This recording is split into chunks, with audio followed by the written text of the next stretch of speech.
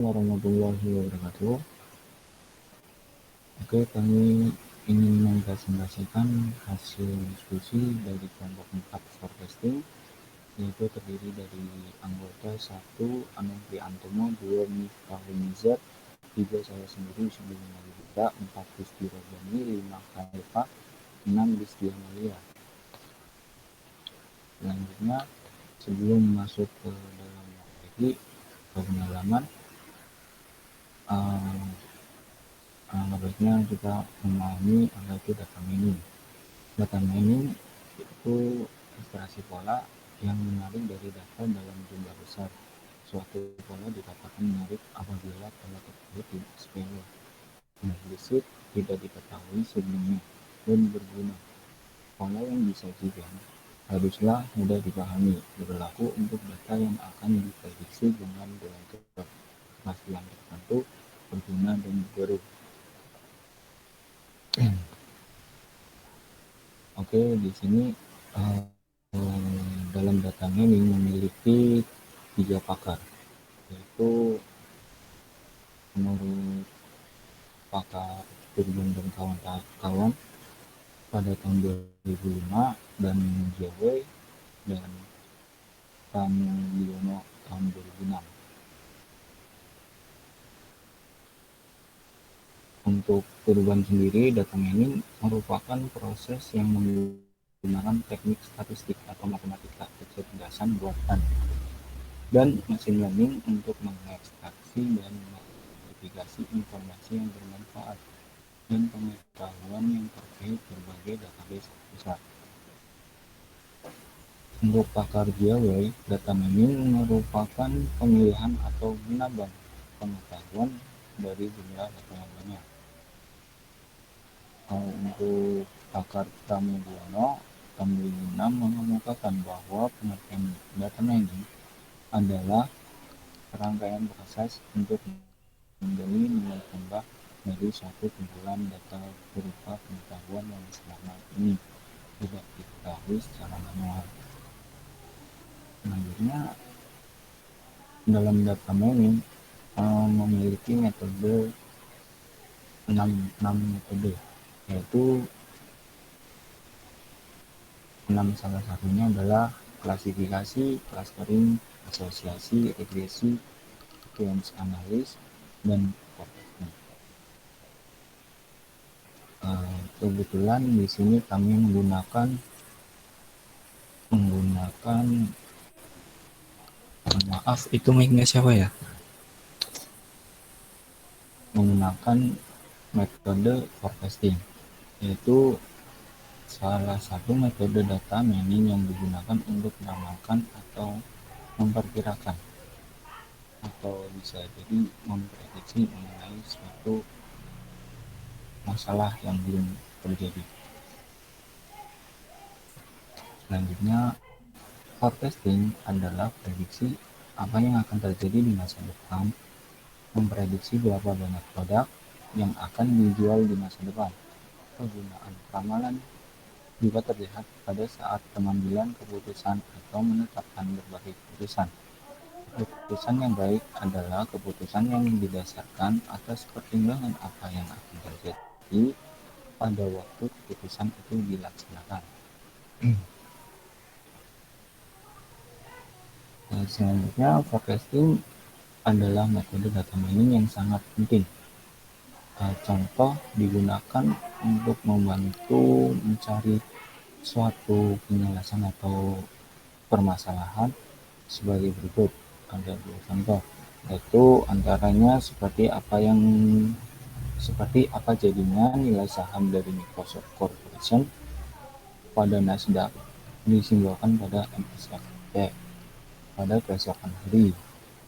Kedua, sebanyak apa penjualan produk tertentu pada bulan depan. Di sini terdapat dua grafik dari MSFT, riwayat MSFT penjualan dalam 3 tahun. Di sini ada 2 kurva yang berbeda, yaitu satu garis kurva tebal dan satu garis kurva tipis. Yaitu satu garis tebal kurva adalah time series, data yang sebenarnya dari nilai saham Microsoft, dan garis tipis tersebut adalah time series, model yang memprediksi nilai saham berdasarkan nilai saham pada masa lalu. Selanjutnya ada dua hal pokok yang harus diperhatikan dalam proses memprediksi atau ramalan yang akurat, yaitu pertama, pengumpulan data yang relevan berupa informasi yang dapat menghasilkan ramalan yang akurat. Kedua, pemilihan teknik ramalan yang tepat akan memanfaatkan informasi data yang diperoleh semaksimal mungkin. Selanjutnya, dalam forecasting memiliki beberapa metode untuk melakukan forecasting atau langkah. Yaitu langkah pertama adalah ramalan jangka pendek. Langkah kedua adalah ramalan jangka menengah. Langkah ketiga adalah ramalan jangka panjang. Langkah pertama adalah jangka pendek, digunakan untuk merencanakan pembelian, penjadwalan kerja, jumlah tenaga kerja, tingkat produksi. Langkah kedua, jangka menengah, digunakan untuk perencanaan penjualan, perencanaan, dan penganggaran produksi, dan menganalisis berbagai rencana operasi. Langkah ketiga, jangka panjang, digunakan untuk merencanakan produk baru, penganggaran modal, lokal fasilitas atau ekspansi, dan penelitian serta pengembangan. Oke, selanjutnya forecasting juga terdapat 3 metode seperti berikut, yaitu ada satu, time series. Sekalian langsung jelaskan, metode time series adalah teknik statistik yang menggunakan data permintaan historis untuk memprediksi masa depan permintaan. 2. Regresi. Metode regresi atau kausal adalah metode ramalan yang mencoba untuk mengembangkan hubungan matematis antara permintaan dan faktor penyebabnya. Itu dapat berperilaku dengan cara itu atau tidak. Maksudnya dengan cara tersebut atau tidak. Adapun pengertian regresi linear, yaitu metode statistik yang bertujuan untuk membentuk sebuah model antara variabel dependen disimbolkan dengan huruf Y dengan variabel independen disimbolkan dengan huruf X. Regresi linear yang memiliki satu variabel bebas disebut dengan regresi linear sederhana, sedangkan regresi berganda diperuntukkan apabila memiliki lebih dari satu variabel bebas. Yang ketiga, kualitatif. Metode kualitatif atau menghakimi digunakan untuk memutuskan hal-hal yang berhubungan dengan forecasting. Ini sering dipakai untuk proses planning atau perencanaan yang jangka panjang dengan menggunakan penilaian manajemen keahlian dan pendapat untuk membuat perkiraan atau prediksi. Oke, sekian dari presentasi kelompok kami 4 forecasting sudah selesai. Nanti langsung dilanjutkan untuk teman Gusti untuk menjelaskan sintak-sintak yang terdapat studi kasus kelompok kami. Baik, saya di sini akan menjelaskan tentang sintaks dari metode forecastingnya. Silakan ditampilkan dulu, Mas.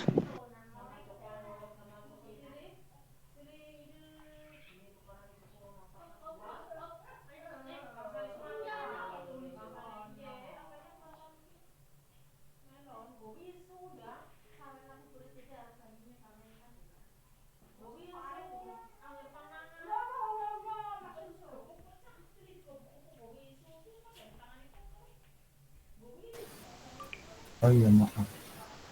Maaf Mas Susi. Sebentar. Maaf.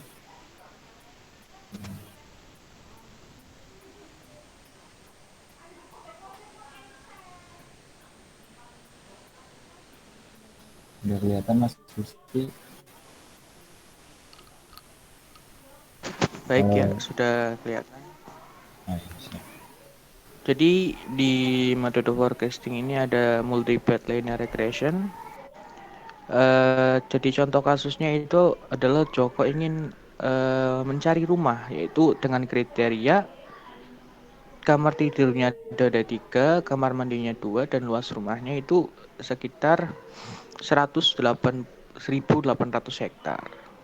Dan pembangunannya tahun 90. Jadi untuk mencarinya kita menggunakan langkah-langkah sebagai berikut. Contohnya yang pertama itu kita ketikkan dulu ke bawah Mas.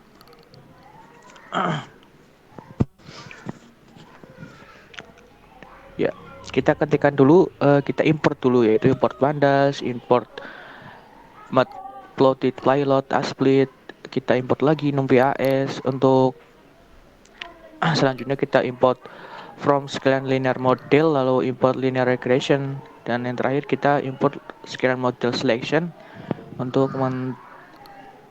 tes data tersebut, yaitu train test split. Lalu setelah itu untuk nama data frame kita adalah DF yang berisi dari data KC House Data CSV, yaitu data yang kita dapatkan tadi. Lalu kita ketikkan DF PD dari CSV untuk membaca datanya, lalu kita panggil dulu variabelnya, yaitu use dengan cara use call bathroom dan SKT living, grade, price, dan year build. Lalu untuk melihat 5 baris ratas tadi, kita ambil dulu independen, yaitu ada 2 independent variable X dan independent variable Y. Dan di X itu adalah bathroom, SKT living, grade, year build. Dan di variable Y adalah ada price. Dan untuk memanggilnya kita ketikkan dulu df titik height, lalu tutup kurung buka kurung. Di situ akan ditampilkan data-data ya, yang kita simpan tadi di KSG host data tadi ya. Itu di situ tampil semuanya sesuai dengan kriteria tadi, bedroom, bathroom, SKFT living, grade, dan WR build. Dan ke bawah Mas. Selanjutnya ya, untuk mengetahui jumlah kolom baris dan data itu perlu kita ketahui lagi, kita itu mempunyai 6 kolom, yaitu yang disebut fighters dan dengan baris 2, 1, 6, 13. Lalu kita cek dulu, kita ketikkan df titik shape, maka akan muncul hasilnya, yaitu hasil dengan baris 2, 1, 6, 13,6. Lalu untuk melihat informasi data kita mulai dulu dari jumlah data, tipe data, memori yang digunakan, dan lain-lain. Dapat dilihat bahwa seluruh data sudah di dalam bentuk numerik ya. Lalu kita ketikkan untuk ngeceknya itu dengan df titik info tutup kurung buka kurung, maka di situ akan tampil jumlah data tadi yang ada tipe, memori, dan lain-lain. Lalu untuk melihat statistical description-nya dari data mulai dari mean, kuartil, standar, deviation, dan lain-lain, kita ketikkan dulu untuk sintaksnya itu dengan ketikan df titik describe tutup kurung buka kurung, maka akan tampil variabel-variabelnya, yaitu pada feature bathroom terdapat nilai pecahan, dan pada feature bathroom itu terdapat nilai 33. Selanjutnya Mas, itu masih datanya masih mentah ya. Lalu kita untuk merubah tipe data bathroom yang semula float menjadi integer, kita ketikkan dulu df tutup kurung bathroom, lalu df bathroom dengan type-nya integer ya. Untuk mengganti nilai 33 menjadi 3 tadi, kita ketikkan lagi df bathroom sama dengan df bathroom, lalu kita replace 33,3 tutup kurung buka kurung. Lalu untuk mencari dan menangani missing values. Dan kita ketahui lagi data kita itu tidak ada missing values-nya. Untuk mengeceknya kita ketikkan aja df titik is null tutup kurung buka kurung dan summary tutup kurung buka kurung, maka terlihat data kita tidak memiliki missing value sama sekali. Untuk selanjutnya kita explore data analysis atau IDA, dan pertama-tama kita panggil dulu datanya dengan ketikan df titik height tutup kurung buka kurung, lalu selanjutnya bisa dilihat ke bawah. Nah, akan tampil data-data tadi yang kita panggil ya. Lalu untuk menganalisisnya kita mulai dari bedroom. Untuk melihat distribusi dari bedroom itu sendiri. Yang pertama itu kita ketikkan dulu BLT figure dengan size-nya 12,4. Lalu f8 untuk meng-add-nya subplot 1,21. Lalu selanjutnya kita ketikkan SNS count plot df dan variabelnya bedroom. Dan kita bisa lihat sendiri sintaksnya, maka akan muncul grafiknya. Grafik itu grafik dari bedroom. Selanjutnya kita lihat lagi ke bawah. Ya, dapat dilihat dari grafik tersebut bahwa sebagian jumlah kamar tidur itu di angka 3 dan 4, dan datanya itu tidak memiliki memiliki banyak outliers. Selanjutnya, ya, selanjutnya itu kita analisis lagi di data bedroom atau kamar mandi ya, bathroom. Sama seperti yang tadi, kita ketikkan sintaksnya persis, cuman variabelnya kita ganti dengan variabel bathroom, maka akan tampil grafiknya untuk variabel bathroom seperti berikut. Ke bawah Mas, tolong.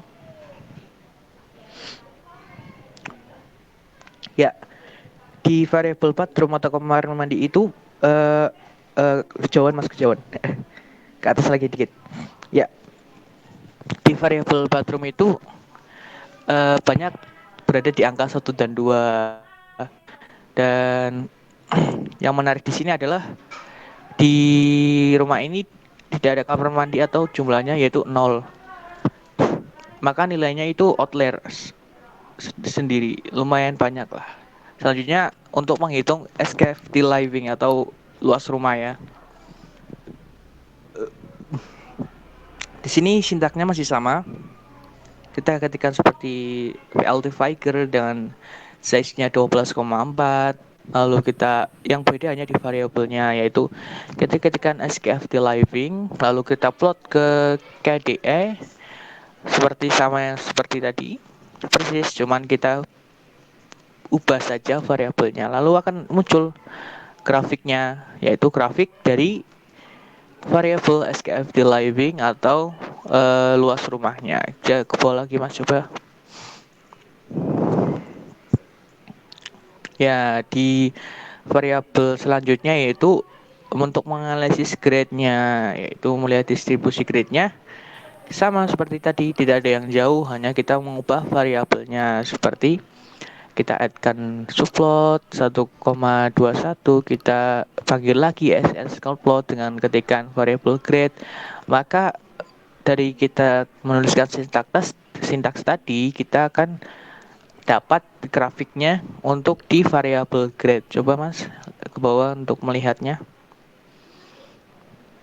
Ya, dengan grafik tersebut kita tahu kalau sebagian rumah di daerah County King US memiliki grade sekitar 7 sampai 8 dan data itu memiliki banyak outliers. Coba Mas ke bawah. Selanjutnya kita mencari di IR build. Sama seperti tadi, hanya kita membedakannya di size-nya. Size-nya kita ketikkan 20,8 dan variabelnya kita ganti juga di IR build untuk mencarinya. Lalu kita akan ditampilkan grafik dari YR build-nya. Kita coba lihat Mas ke bawah ya, terus Mas ke bawah lagi ya, stop. Dari grafik tersebut dapat dilihat bahwa semakin tua umur rumah maka semakin sedikit orang yang menjual rumah tersebut, dan di density-nya terdapat sekitar tahun 1980-an lah. Dan data itu tidak memiliki outliers sama sekali. Ya mas, ke bawah lagi. Ya, stop. Lalu untuk bivariatnya kita menganalisis bivariatnya kita antara independent variable dan dependent variable untuk melihat hubungan antara keduanya menggunakan sintaks pair plot. Kita ketikkan sama seperti tadi, hanya bedanya di size-nya kita ketikkan 10,8 dan untuk data di fxVars-nya kita ketikkan semua ada di variabelnya ada 5 seperti bedroom, excavity living, grade, LVIT, lalu kita ketikkan YFVars dengan harga yaitu tutup tutup kurung price, lalu kita ketikkan size-nya 5 gitu. Maka di situ akan muncul grafik yang kita mau yaitu dengan 5 variabel tadi. Coba mas biar lebih jelas. Ya, kalau sudah muncul grafik seperti itu, maka kita mengetahui nilai korelasi dari independent variable dan dependent variable. Lalu kita ketikkan lagi sintaksnya yaitu untuk mengetahui nilai korelasinya, yaitu ketikkan tr core tutup kurung buka kurung, lalu kita style backgroundnya dengan gradientnya, lalu kita set presisinya di angka 2, maka akan muncul angka-angka dari tabel korelasi di atas. Dapat dilihat bahwa SKFT Living-nya itu mempunyai hubungan linear positif yang sangat kuat dengan price jika dibandingkan dengan yang lain. Nilai korelasi air build-nya hampir mendekati 0. Itu menandakan bahwa usia rumah tidak mempengaruhi harga dari harga rumah itu. Lalu selanjutnya kita masuk ke bab modeling. Kita akan memodeling data tersebut dengan kita yang pertama itu mengetikkan sintaksnya dengan recall data kita tadi, dengan memanggil datanya dengan ketikan dfhead, maka akan muncul data-data yang tadi kita olah dari awal lagi kita lihat. Lalu selanjutnya itu kita pertama membuat variabelnya dulu, variabel x dan variabel y. Lalu kita ketikkan x df drop dengan kolom price, y dengan df kolom price juga. Lalu yang kedua itu kita mengsplit data kita menjadi training dan testing dengan porsinya yaitu 80 banding 20. Maka ketikkan dulu x trend, lalu koma x test, y trend, y test dengan sama dengan trend test dengan size-nya 0,2 dengan random state-nya sama dengan 4. Maka selanjutnya kita cek shape-nya dari data training dan testing. Maka kita print dulu datanya, kita kadang ketikkan x trend, y trend, x test, y test, maka akan muncul angka-angka tadi yang kita training datanya dengan testingnya ya. Lalu selanjutnya kita yang ketiga itu kita bikin objek linear regresi. Lalu kita ketikkan dulu sintaksnya yaitu lin sama dengan reg, lalu linear regression tutup kurung buka kurung. Lalu yang keempatnya itu kita training dulu datanya. Training menjadi yang data yang tadi sudah di split ya. Dengan ketikan lin reg lalu tutup kurung x trend koma y trend tutup kurung ya. Maka akan muncul di situ linear regression, copy, extrude dan intersepsinya true, maka akan muncul hasilnya. Yang kelima, kita cari tahu dulu nilai dari slope atau koefisiennya M dan intervensinya itu dalam variabel B ya. Kita print dulu, print linear regression coef dan print linear regression intersepsi, maka akan muncul nilai dari koefisiennya dan intersepsinya. Lalu yang selanjutnya kita coba buat ke dalam data frame agar terlihat lebih rapi ya. Kita sintasnya ketik-ketikan dulu kfdef lalu fitur x column, value linear graph.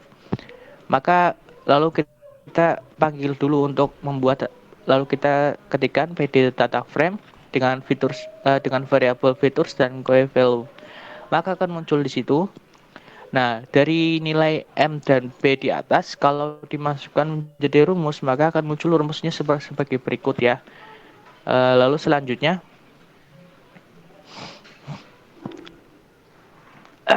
ya, selanjutnya kita ketikkan dulu y bread, lalu sama dengan lin, lalu reg, lalu predik dan ekstest. Keenam, kita cari tahu dulu akurasi skornya dari model kita menggunakan testing data yang sudah di-split tadi. Seperti biasa kita ketikkan lin, reg, predict score, lalu extendnya test. Nah, itu akan muncul nilainya dan model kita itu mendapat akurasi skor sebesar 61,13%.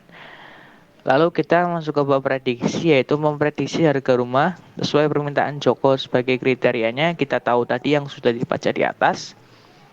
Ya, kita lihat kriterianya sebagai berikut. Nah, untuk diprediksi itu kita pertama memprediksi nilai harga rumah idaman Joko tadi ya. Untuk memprediksinya ya, kita ketikkan aja lin, reg, lalu predik, lalu tutup buka kurung, kurung awal, lalu kita ketikkan tadi sesuai dengan variabelnya, yaitu bedroom 3, bathroom 2, lalu luas tanah atau SKFT livingnya yaitu 1800, lalu dengan grade 7, tahun pembuatannya 1990, maka akan muncul nilainya yaitu arai sesuai dengan nilai yang tadi, dan kita dapat simpulkan sendiri harga rumah Joko dan istrinya itu di daerah County King US itu sekitar 3.600, 300.000,